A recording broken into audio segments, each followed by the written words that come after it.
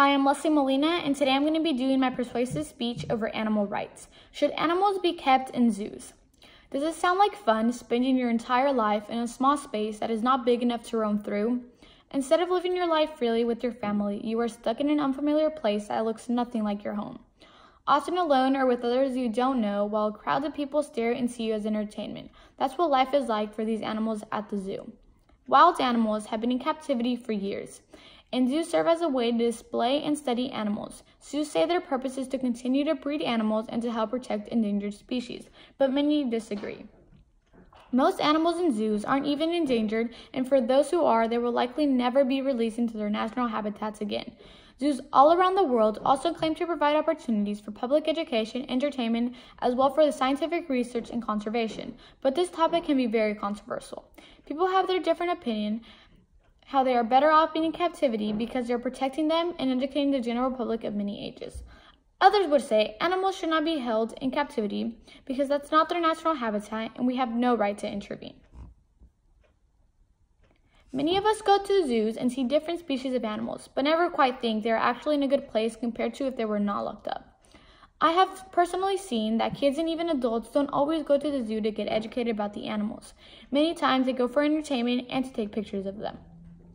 Possibly the biggest lie that zoos tell people is that by visiting them, people will learn about the wild animals.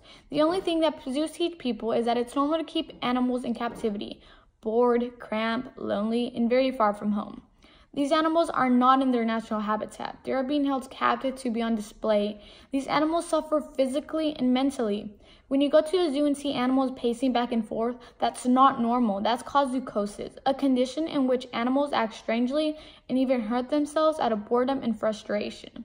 In the wild, animals walk up to 30 miles every day. Bears are active for 18 hours a day, exploring their home, roaming up for hundreds of miles.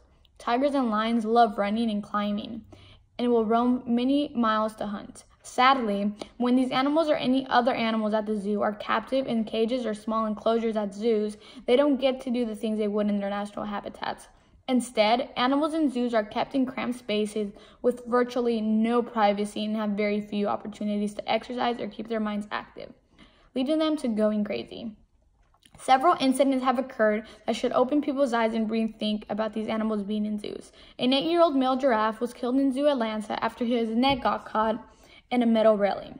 Tragedy at Pittsburgh Zoo after the boy fell into the exhibit and was killed by a pack of wild African dogs. A big incident was very known was at the Cincinnati Zoo when a 3-year-old boy climbed into a gorilla enclosure and was grabbed and dragged by a gorilla named Harambe, a 17-year-old gorilla.